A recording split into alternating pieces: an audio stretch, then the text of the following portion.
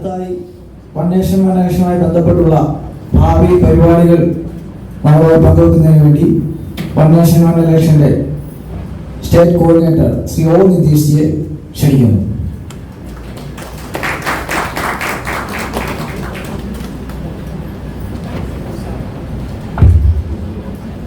എഴുതിയിരിക്കുന്ന വിശിഷ്ട വ്യക്തികളെ, സഹപ്രവർത്തകരെ നമസ്കാരം. ഞാൻ നേരത്തെ പറഞ്ഞതുപോലെ നമ്മൾ ഈ വൺ നേഷൻ വൺ ഇലക്ഷൻ്റെ കേരളത്തിൻ്റെ ആദ്യത്തെ സ്റ്റേറ്റ് കോൺഫറൻസ് ആണ് നമ്മൾ ഇന്ന് നടത്തുന്നത്.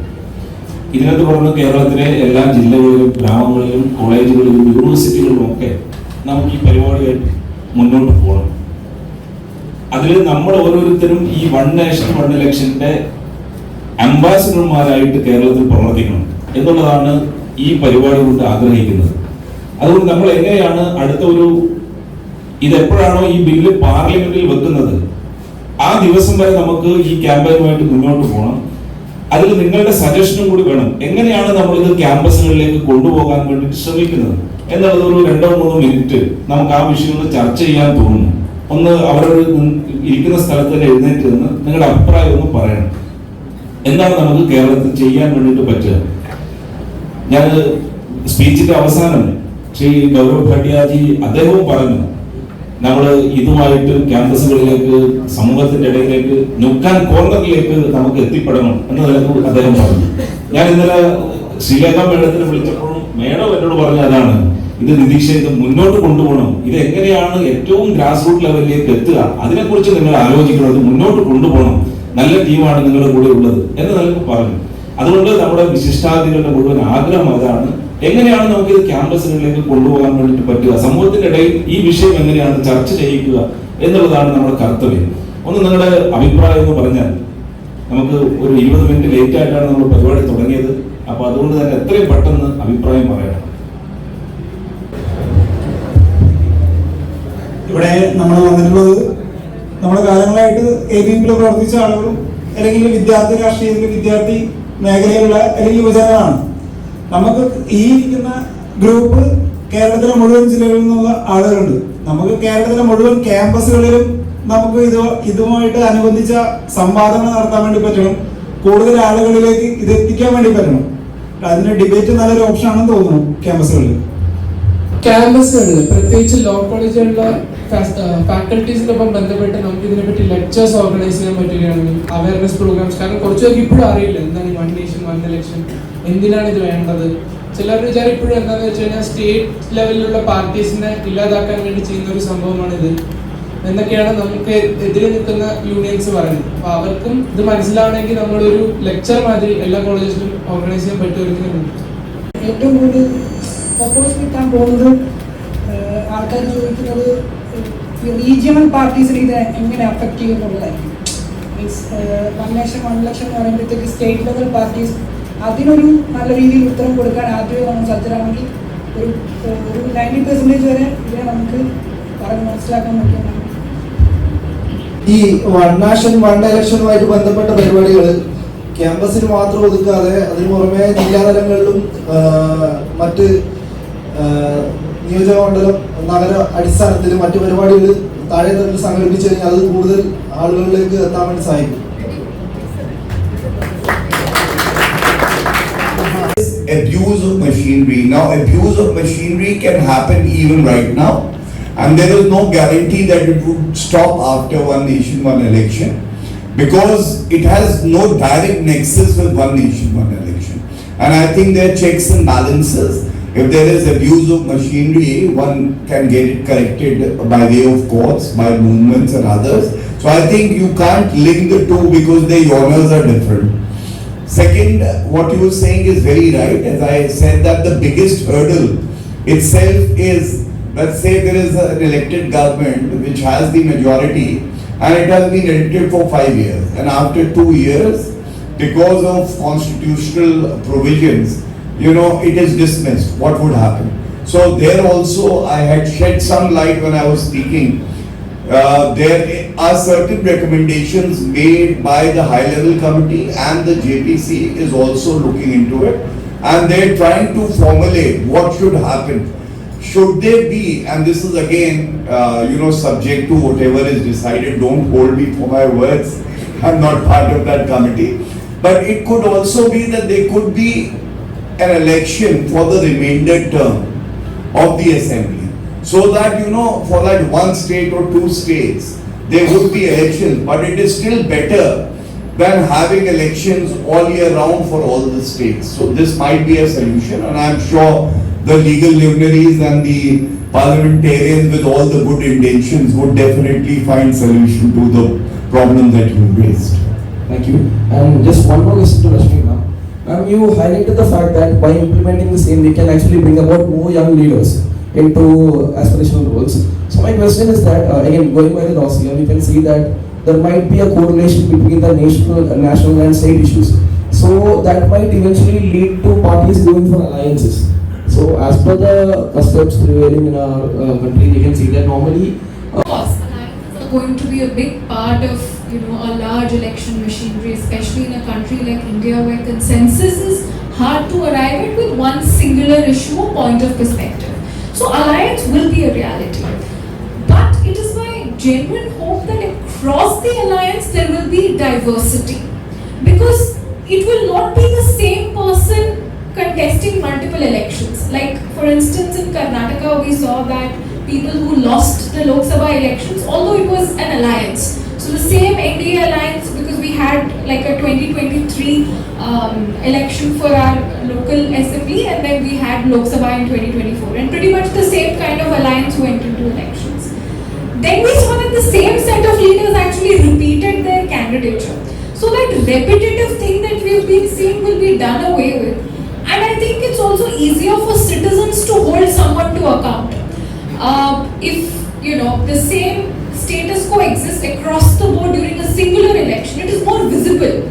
You can say, what is this going on over here, that you have so much nepotism, there's so much people from the same family, there's the same old people, so you can see that more directly rather 2 years down the line, because the public memory is short and people will move over the fact that the same person had been elected, or somebody from his family has been in the form. It's interesting because in Karnataka Congress right now, the thing was during our state assembly elections, there were a bunch of people who got elected and got inducted into the state parliament and to the state cabinet. So we have cabinet ministers. And in the Lok Sabha elections, their children were given tickets. If it happened at the same time, people would be so mad at that they wouldn't stand for it. But because it happened at a gap of 1 year, people sort of lost that perspective that this is what's happening to us.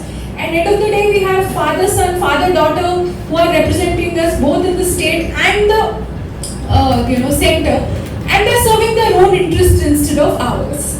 So I think that large picture, that bird's eye view, will help more diversity and more young people some wiggle space. And we know how well young people do with little wiggle space, because it's all that one spark takes to set the whole scenario on fire and bring about change.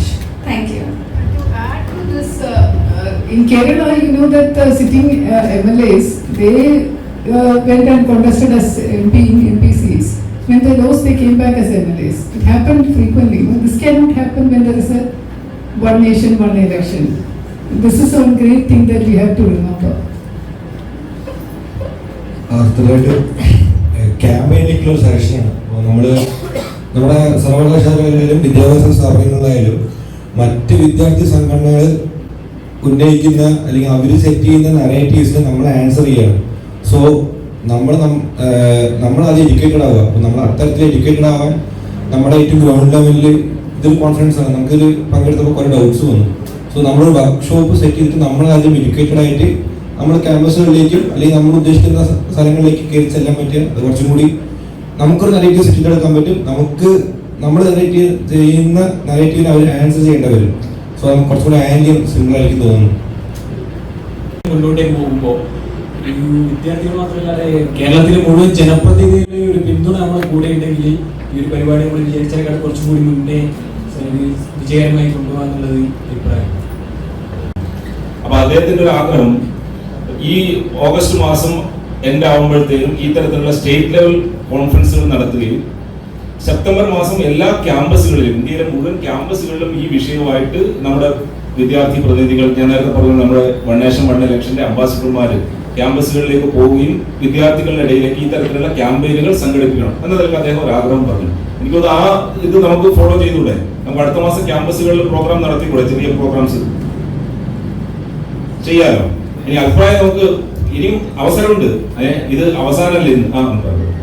നമ്മൾ സാധാരണ എപ്പോഴും ചെയ്യാറുള്ളത് നമ്മുടെ തന്നെ ഒരു സിസ്റ്റത്തിൽ നിന്നിട്ട് നമ്മുടെ നെഗറ്റീവ്സ് പറയുകയാണ് ചെയ്യാറുള്ളത്.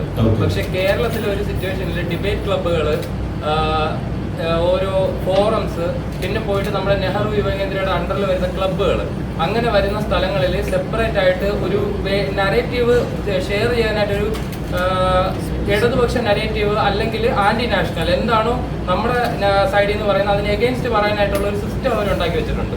അത് ബ്രേക്ക് ചെയ്ത് അതിനകത്തുകൂടി തന്നെ നമുക്ക് പറയാൻ പറ്റണം. അവരുടെ നെഗറ്റീവ്സ് അവർ പറഞ്ഞോട്ടെ, അതിന് നമുക്ക് ബ്രേക്ക് ചെയ്യാമല്ലോ. ആ സിസ്റ്റംസ് നമ്മൾ യൂസ് ചെയ്യണം. ഒന്നും ഇതിനകത്ത് ഒരു ബാരിക്കേഡും ഇല്ല. എങ്ങനെയാണ് നമ്മുടെ ആശയം സമൂഹത്തിന്റെ ഇടയിൽ എത്തുക, വിദ്യാർത്ഥികൾക്ക് ഇടയിൽ എത്തുക, ഇത് മാത്രമേ ഉള്ളൂ. എങ്ങനെയാണ് കൺവേ ചെയ്യപ്പെടുക, അതിനെല്ലാ വഴിയും ഉപയോഗിക്കാം. നിങ്ങൾ എങ്ങനെ, ഏതാണോ അതിന് സോഴ്സ്, ഏതാണോ അതിന് ടൂൾസ്, അത് ഉപയോഗിക്കാം. മേഡം പറഞ്ഞ പോലെ ഒരു ബൗണ്ടറി ഇല്ലാത്ത സോഷ്യൽ മീഡിയ ഉപയോഗിക്കാം. എങ്ങനെ ഉപയോഗിക്കാം? നമ്മൾ പ്രോഗ്രാം നടത്തണം, ജനങ്ങളുടെ ഇടയിൽ എത്തണം എന്നുള്ളതേ ഉള്ളൂ. അതിൽ ഇത് കുറേ സമയം നമുക്ക് മുന്നോട്ട് കൊണ്ടുപോകാൻ പറ്റും, കുറേ കാലയളവിലുള്ള ഒരു ക്യാമ്പയിൻ ആണ് എന്ന് ചിന്തിക്കരുത്. നമ്മുടെ മോദിജിയുടെ ഒരു വർക്കിംഗ് സ്റ്റൈല് അതൊക്കെ നമുക്ക് മനസ്സിലാവും. വളരെ പെട്ടെന്ന് ഇത് വരാൻ സാധ്യത ഇന്ത്യൻ പാർലമെന്റ്. അതിനു മുന്നേ നമുക്ക് ജനങ്ങളുടെ ഇടയിലേക്ക് ഈ വിഷയം എത്തിക്കുക എന്നുള്ളതാണ്. ഒരു കാര്യം നമുക്ക് പറയാനുള്ളത്, ഈ ക്യാമ്പയിന്റെ തുടക്കത്തിലേക്ക് ഈ വികസിത ഭാരതം 2047 അതൊരു വികസിത കൺസെപ്റ്റ് മോദിജി സ്വാതന്ത്ര്യ പ്രസംഗത്തിൽ വെച്ചിട്ടുണ്ട്. നമ്മുടെ കേരളത്തിലും വികസിത കേരളം എന്നുള്ള ക്യാമ്പയിനാണ് കുറെ ദിവസങ്ങളായിട്ട് നടന്നുകൊണ്ടിരിക്കുന്നത്. One nation one election students and youth leaders കോൺഫറൻസിന്റെ പരിപാടികൾ അവസാനിക്കുകയാണ്. ഈ പരിപാടിക്ക് നന്ദി അറിയിക്കുന്നതിന് വേണ്ടി DS അഭിരാം അവരെ ക്ഷണിക്കുന്നു.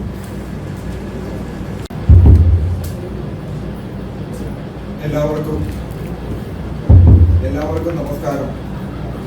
വൺ നേഷൻ വൺ ഇലക്ഷൻ എന്ന ഒരു മഹത്തായ ലക്ഷ്യത്തിന് വേണ്ടിയിട്ടാണ് നമ്മളിവിടെ ഇന്ന് ഒത്തുകൂടിയിട്ടുള്ളത്.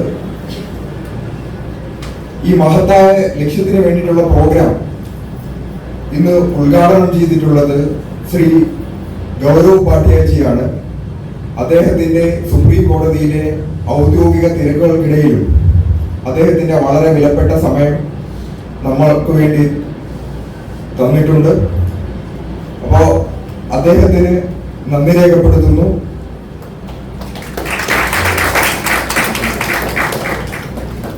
അതുപോലെ തന്നെ നമ്മുടെ ഈ പ്രോഗ്രാമിന്റെ അധ്യക്ഷ പദം അലങ്കരിച്ചത് ശ്രീമതി R ശ്രീലേഖ IPS മാഡമാണ്.